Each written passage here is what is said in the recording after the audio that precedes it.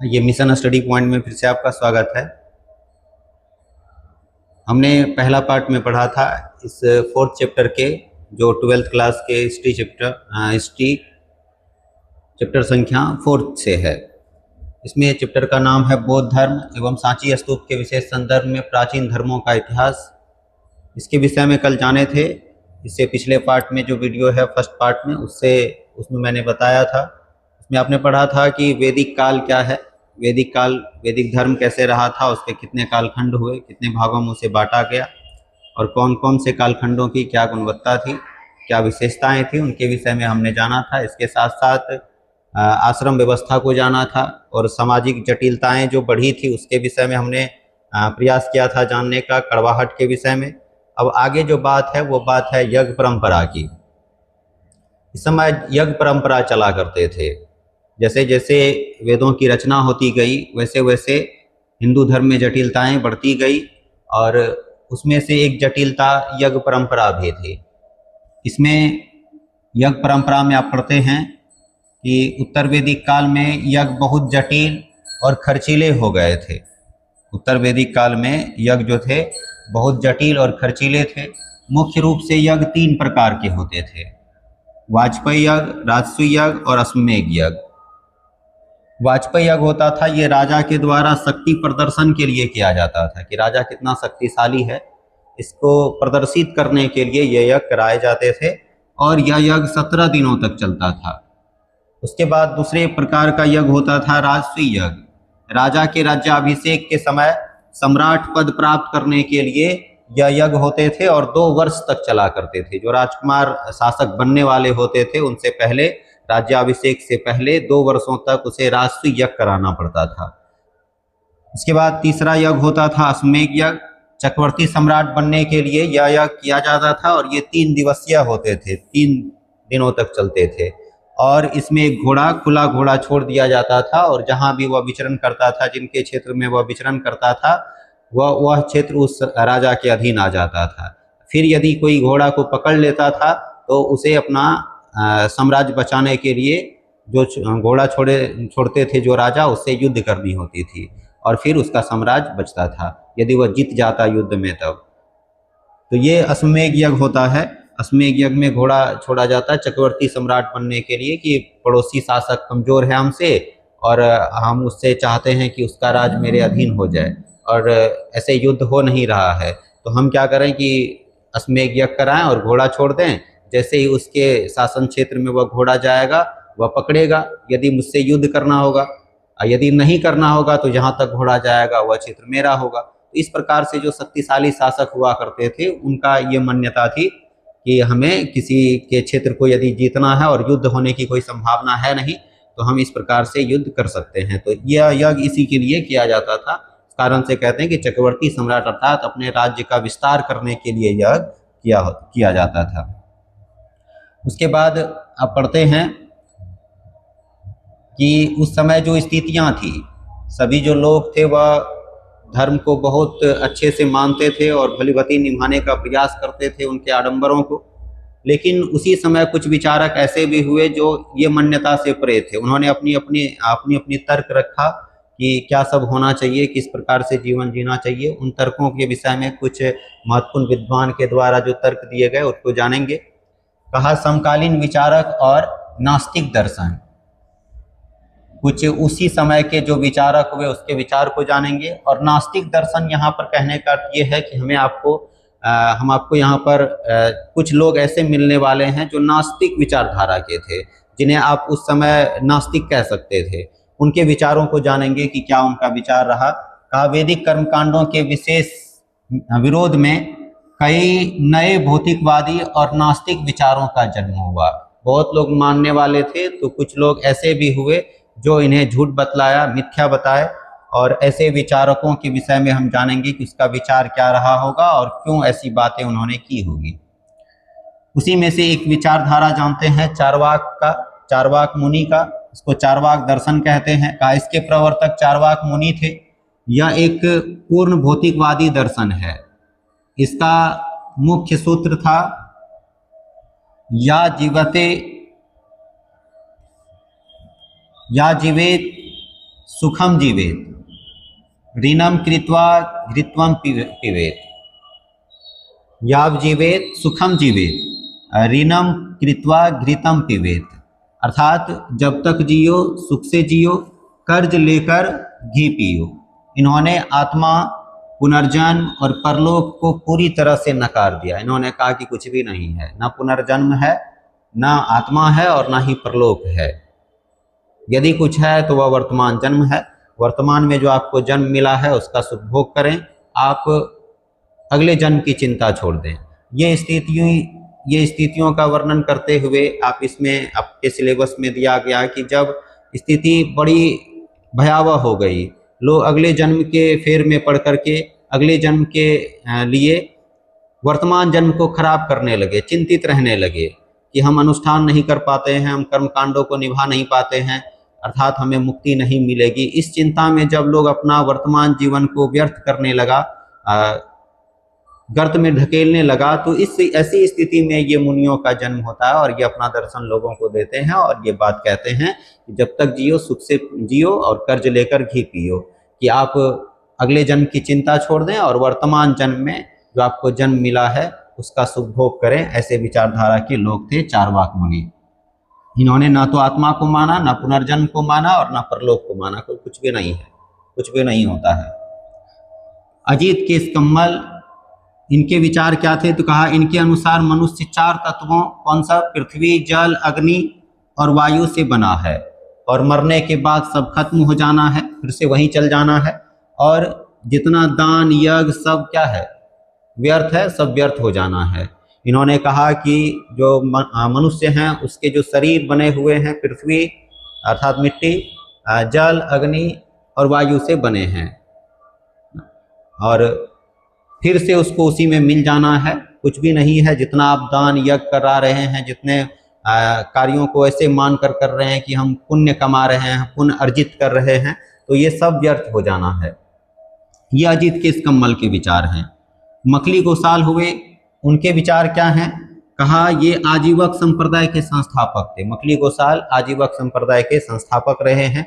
इनका मानना था कि संसार में सब कुछ भाग्य द्वारा पहले से निर्धारित है या तय है, जिसे कर्म या तप से बदला नहीं जा सकता है। मखली गोसाल कहते हैं कि जो व्यक्ति संसार में आए हैं उसका सब कुछ पहले से निर्धारित है, उनका भाग्य पहले से निर्धारित है। आप कोई भी कर्म कर लें वह बदलेगा नहीं, उसे नहीं बदला जा सकता है। ये मखली गोसाल के विचार हैं। उसके बाद पूर्ण कश्यप, इनके अनुसार अच्छे या बुरे कर्मों का परलोक में कोई फल नहीं मिलता है। इन्होंने कहा कि अच्छा कर्म करो या बुरा कर्म करो, सब यहीं पर दिखता है, परलोक में इसके फल की चिंता आप छोड़ दें। ये विचार हैं पूर्ण कश्यप के। ये अक्रियावादी थे। एक प्रकृत कात्यायन हैं, उनके विचार हैं कि ये हर वस्तु को अचल और नित्य मानते थे। इन्होंने कहा कि हर एक वस्तु जो है वह अचल है और नित्य है। अचल है मतलब चलते रहना है और नित्य मतलब निर्धारित है। इन्होंने कहा कि ये हर वस्तु जो है वह अचल और नित्य है। एक संजय वेल्टी पुत्र हैं, उन्होंने कहा कि ये किसी भी प्रश्न का निश्चित उत्तर नहीं देते थे और लोगों को संशय में डाल देते थे। ये व्यक्ति जो हैं किसी प्रश्न का सटीक उत्तर नहीं देते थे, लोगों को और फंसा देते थे और संशय में डाल देते थे। ये इनके विचार। उसके बाद आप पढ़ते हैं जैन धर्म के विषय में। महत्वपूर्ण पॉइंट्स कहा जा सकता है, महत्वपूर्ण बिंदु हैं ये। जैन धर्म के विषय में जानते हैं।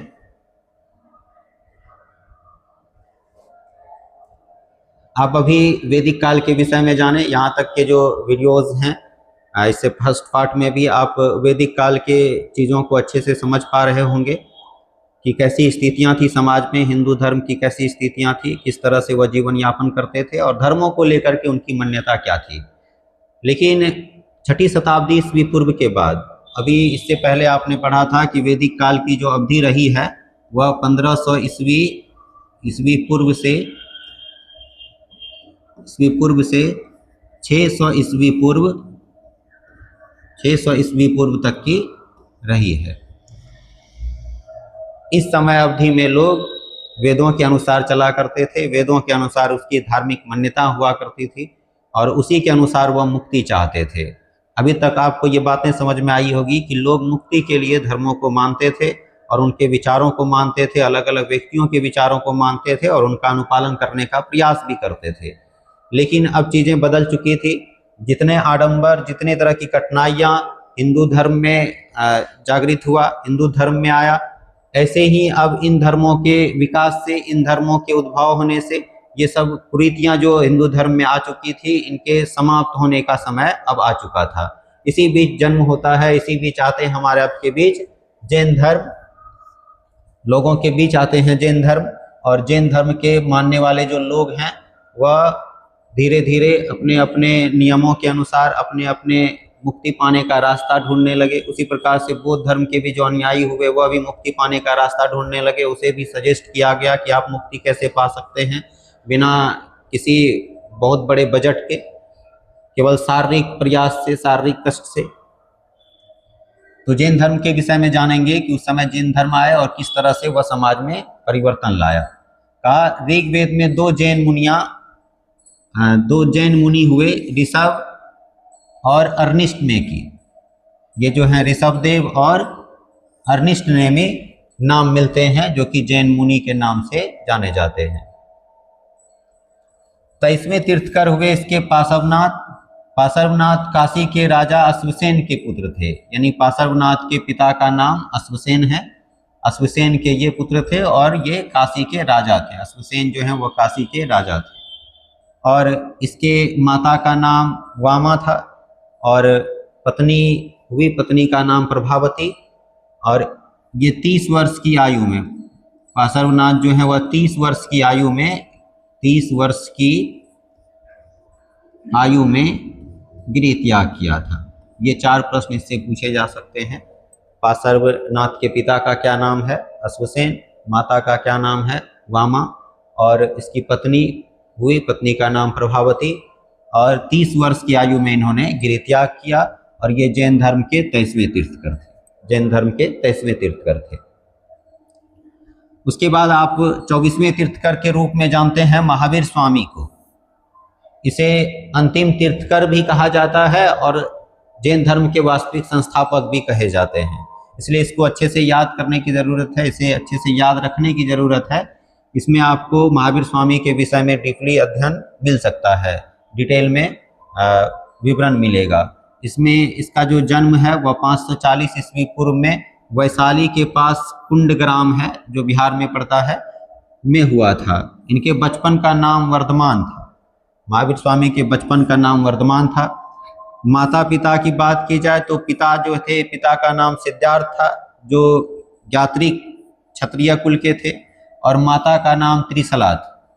इनके पिता का नाम सिद्धार्थ और माता का नाम त्रिशला।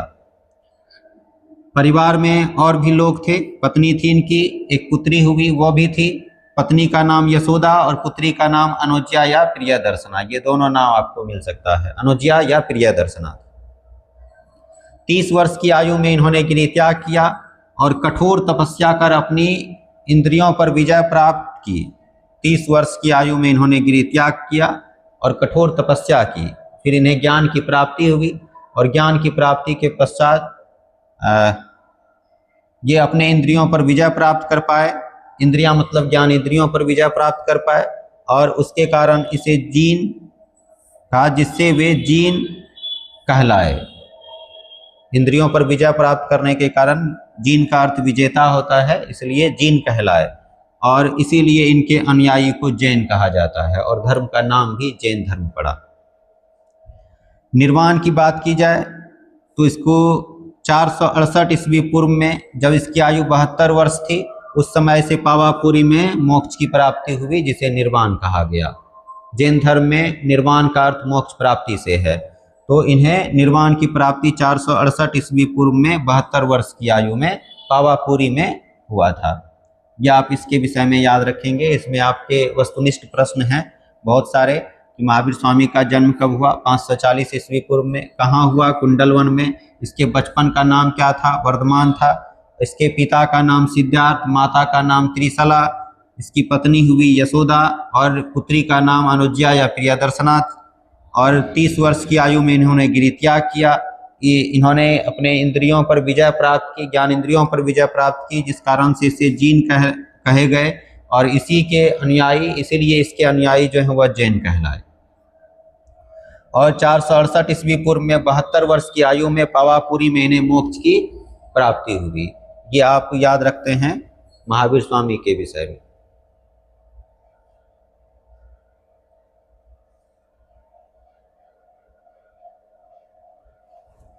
अब जैन धर्म के कुछ सिद्धांत यहाँ हैं वर्णित।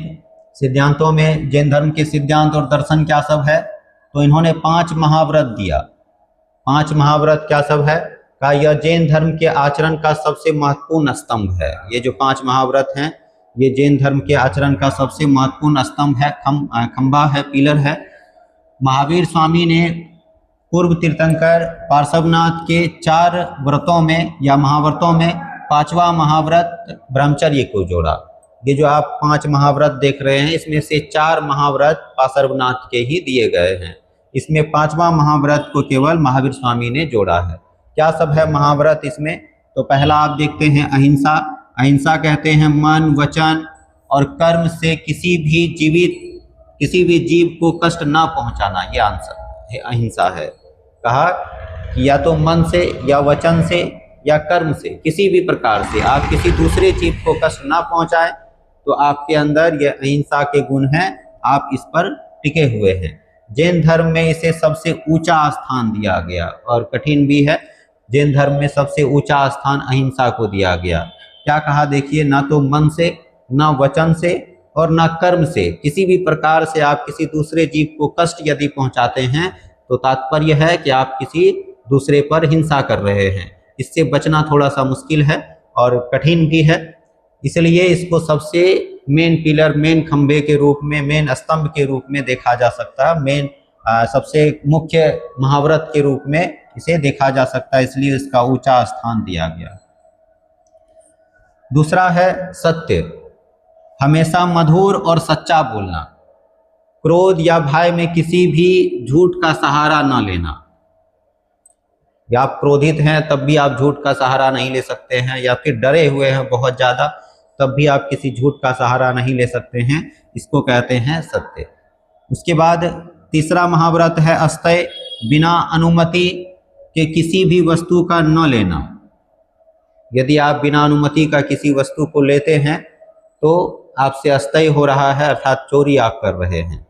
और एक बात इसमें और जोड़ी जाती है कि किसी के वस्तु को देखकर मन में लालच आना, ये भी चोरी है, ये भी अस्थेय में आता है।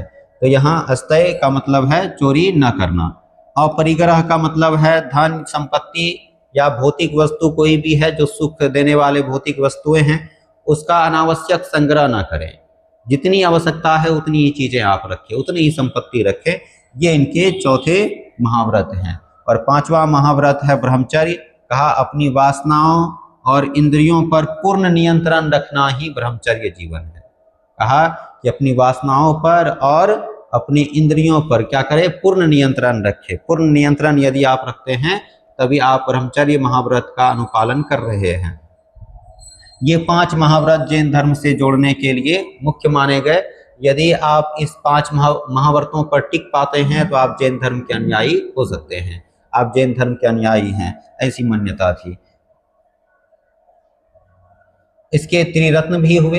त्रिरत्न में आप पढ़ते हैं इनके 3 रत्न कौन सब थे, तो कहा त्रिरत्न में महावीर स्वामी के अनुसार कर्मों के बंधन से मुक्ति पाने के लिए इन 3 रत्नों का अनुपालन करना अनिवार्य था। कहा कि यदि आप मुक्ति पाना चाहते हैं, इससे कर्म बंधन से, कर्म के बंधनों से, तो आपको ये 3 बातों का अनुपालन तो करना ही चाहिए। किस तरह की 3 बातें? पहली है सम्यक दर्शन, सही विश्वास। सम्यक दर्शन मतलब सही विश्वास। कहा जैन तीर्थंकरों के लिए उनके उपदेशों में सच्चा विश्वास रखना था कि आप जैन धर्म के अनुयायी होने जा रहे हैं, जैन धर्म से जुड़ रहे हैं, तो आपको उसके उपदेशों में विश्वास रखना होगा। सबसे प्रथम था, एट फर्स्ट था। उसके बाद सम्यक ज्ञान है। सम्यक ज्ञान सही जानकारी को कहा गया।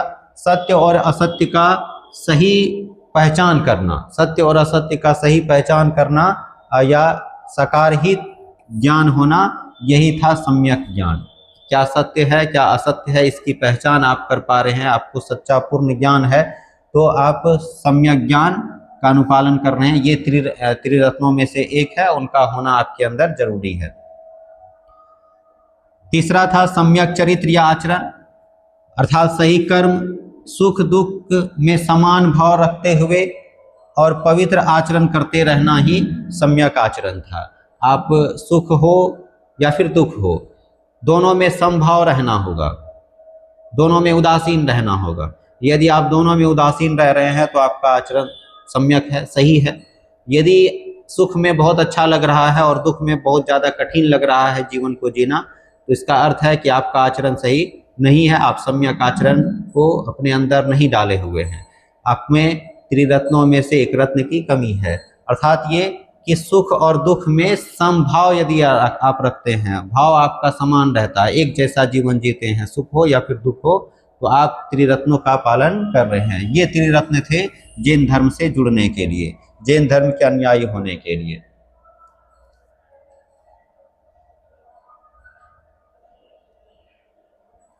अब इसके अलावा जो इनके सिद्धांत रहे, इनकी मान्यता रही, उनके विषय में पढ़ते हैं। हाँ, अनेकांतवाद या स्यादवाद, ये क्या है? तो देखिए, कहा यह जैन धर्म का सबसे अनूठा दार्शनिक सिद्धांत है, सबसे अलग। महावीर स्वामी का मानना था कि किसी भी सत्य या वस्तु के कई पहलू होते हैं, एक साधारण मनुष्य केवल एक बार में एक ही पहलू देख पाता है, इसलिए उसका ज्ञान अधूरा है। कहा कि कोई क्रिया यदि होती है तो उसके कई पहलू हो सकते हैं, उसके कई कारण हो सकते हैं। यदि आप एक कारण को जान करके उस पर अपना परिणाम घोषित करते हैं तो ये कदाचित गलत है, ऐसा नहीं होना चाहिए।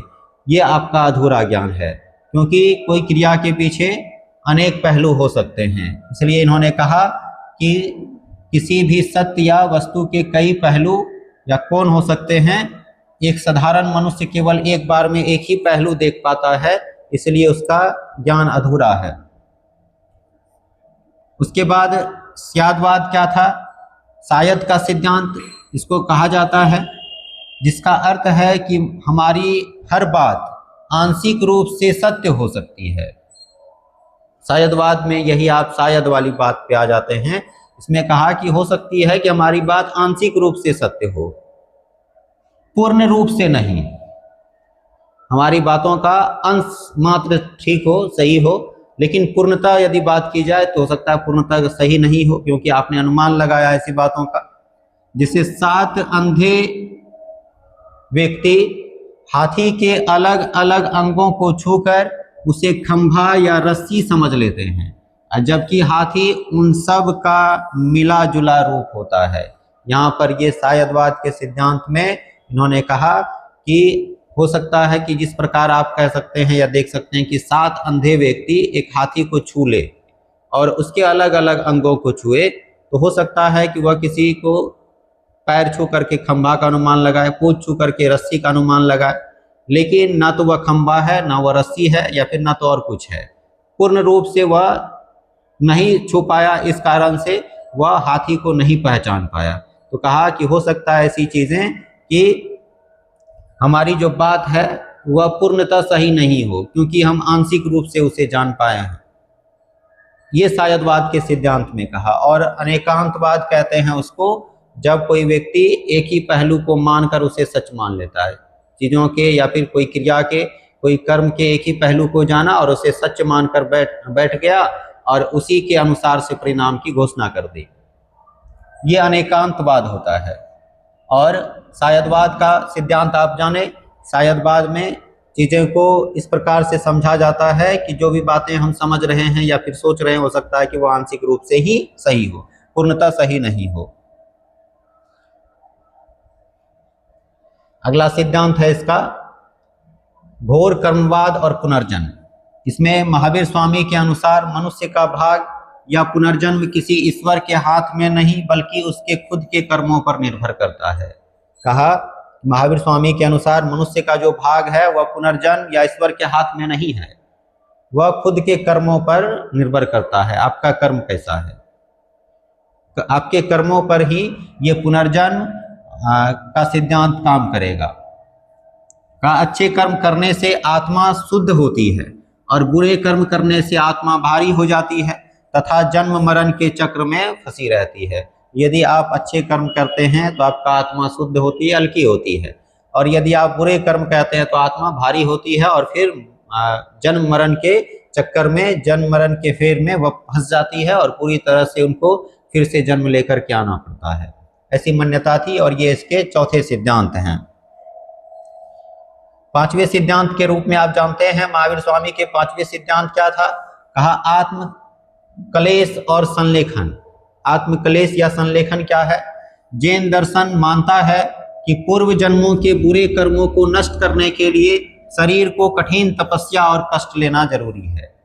इसमें आत्म काया क्लेश या आत्म क्लेश या संलेखन विधि, इसको जैन धर्म में कहते हैं। ये क्या है, तो कहा कि जैन धर्म मानता है या जैन दर्शन मानता है कि पूर्व जन्मों के बुरे कर्मों को नष्ट करने के लिए शरीर को कठिन तपस्या और कष्ट देना जरूरी है। मतलब आपके बुरे कर्मों का हिसाब यदि आपको करना है तो आप खुद से कर सकते हैं, शारीरिक कष्ट लेकर के। शरीर पर जितना ज़्यादा हो सके उतना ज़्यादा कष्ट ले सकते हैं। मरना भी नहीं है, मृत्यु भी जल्दी नहीं आनी चाहिए। जितना ज़्यादा आप कष्ट लेकर के मरेंगे, ऐसा माना जाता था जैन धर्मों में कि वह आप उतने ही अपने बुरे कर्मों का क्षय कर रहे हैं, और जिस दिन बुरे कर्मों का क्षय हो जाएगा उस दिन आपको मुक्ति मिलेगी, और मुक्ति मिलेगी तो फिर से जन्म लेकर नहीं आना पड़ेगा। ऐसी मान्यता थी जैन धर्मों की। संलेखन विधि इसको कहा जाता है। इसमें लोग काया क्लेश द्वारा अपने शरीर का त्याग करते थे, उपवास द्वारा अपने शरीर का त्याग करते थे, शारीरिक कष्ट लेते थे। जितना अधिक शारीरिक कष्ट हो सके उतना अधिक शारीरिक कष्ट लेकर के ये अपने मुक्ति पाना चाहते थे। इसी के अंतर्गत संलेखन या इसे संथारा भी कहते हैं, संथारा विधि आती है, जिसमें जीवन के अंतिम समय में स्वेच्छा से अन्न और जल का त्याग करके शांति से शरीर को छोड़ दिया जाता है। ये संलेखन विधि है। और हमारे पुराने वंशों में आप मौर्य वंश के संस्थापक चंद्रगुप्त मौर्य के विषय में सुने होंगे। उन्होंने संलेखन विधि द्वारा ही अपने शरीर का त्याग किया था और वह जैन धर्म के अनुयायी बने थे। वही संलेखन विधि हैं ये इसके पांचवें सिद्धांत थे। अब अगला सिद्धांत है इसका अनिश्वरवाद, छठा सिद्धांत। कहा महावीर स्वामी ने सृष्टि के रचयिता के रूप में किसी ईश्वर के अस्तित्व को स्वीकार नहीं किया। इन्होंने कहा कि कोई ईश्वर नहीं है, कोई इष्ट नहीं है। उसका मानना था कि यह संसार अनादि काल से खुद के नियमों से चल रहा है। जैन धर्म में ईश्वर की जगह तीर्थंकरों को सबसे सर्वोच्च स्थान दिया गया। कहा देखिए, कहा कि ये संसार अनादि काल से स्वयं से चल रहा है, इसे कोई चलाने वाला नहीं है। जैन धर्म में ईश्वर की जगह उन्होंने अपने तीर्थंकरों को दिया। उससे पहले जो तीर्थंकर हुए उन्होंने उसको अपना जगह दिया, ईश्वर का जगह दिया, और ऐसी इसकी सिद्धांत थी, ऐसी उनकी मान्यता थी। आप इसको कह सकते हैं अनिश्वरवाद, मतलब ईश्वर में विश्वास नहीं होना।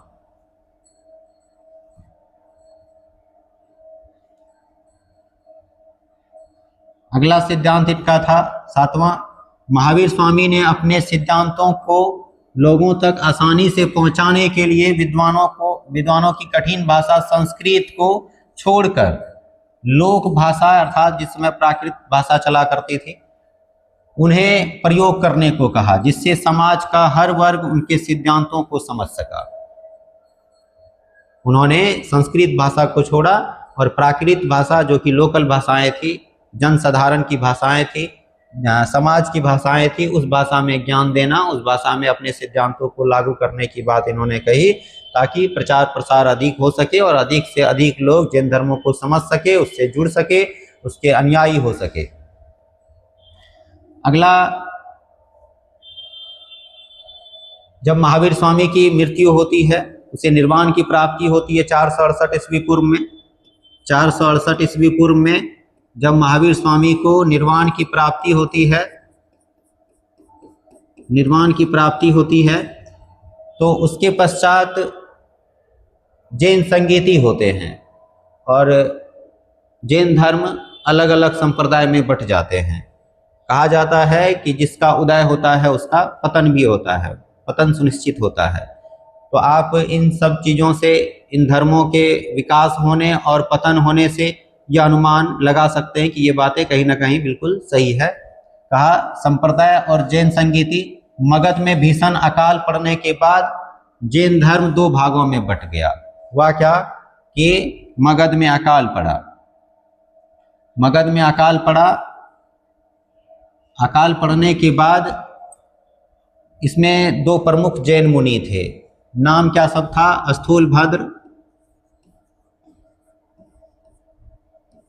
स्थूलभद्र और भद्रबाहु।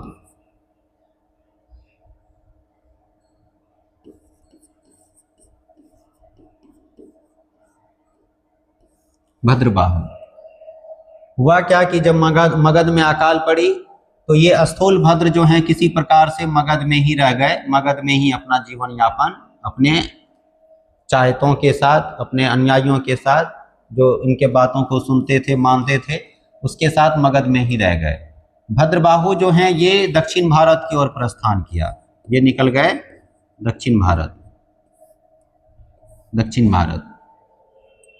समय बीतता गया, स्थूलभद्र जो हैं कुछ नियमों में चेंज कर दिए, बदलाव कर दिए, परिवर्तन कर दिए, कुछ नियमों को उन्होंने बदल दिया। और भद्रबाहु जो दक्षिण भारत की ओर गए हुए थे अपने अनुयायियों के साथ, अपने मानने वालों के साथ, इन्होंने अपने नियमों में कुछ भी बदलाव नहीं किया। ये बदलाव किया, ये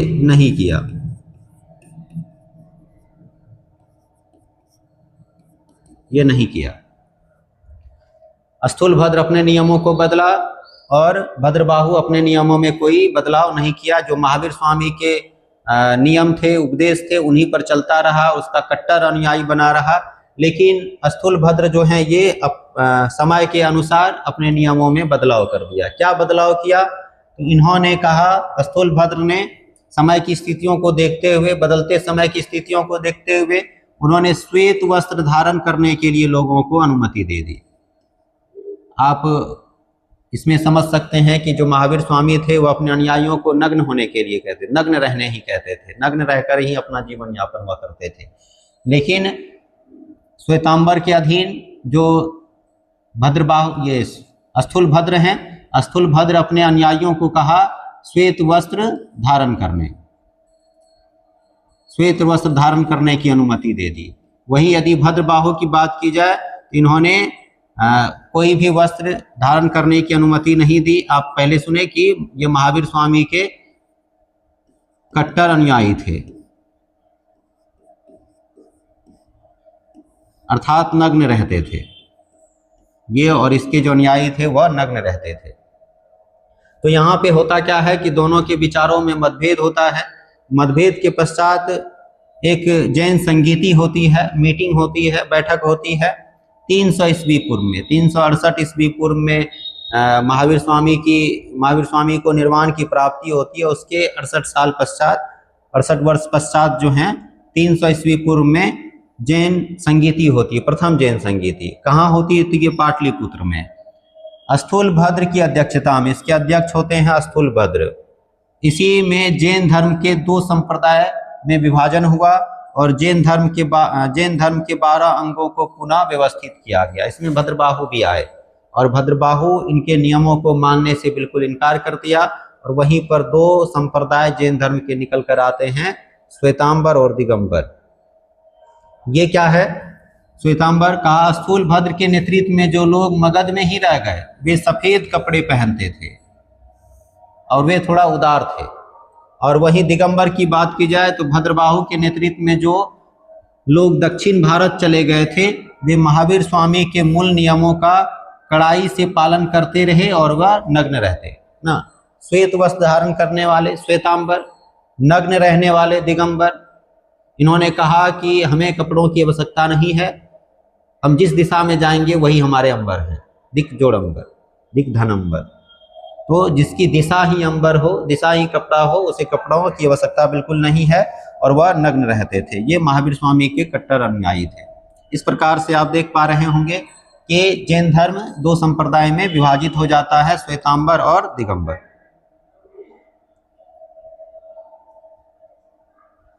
यहाँ तक आप जैन धर्मों के विषय में जाने। जैन धर्म में महावीर स्वामी के विषय में, इनके अलावा इसके तीर्थंकरों के विषय में जिससे प्रश्न पूछे जाते हैं, जो आपके 12th क्लास के सिलेबस में ऐड है, उन सारी महत्वपूर्ण बातों की जानकारी आपने प्राप्त की। ये पार्ट दूसरा हो सकता है, दूसरा पार्ट है। और तीसरे पार्ट में हम लोग आगे की बात को जानेंगे, बौद्ध धर्मों के विषय में जानेंगे, उनके सिद्धांत और महाव्रत के विषय में जानेंगे। और आज इतना ही। आप सभी को धन्यवाद वीडियो को पूरा देखने के लिए।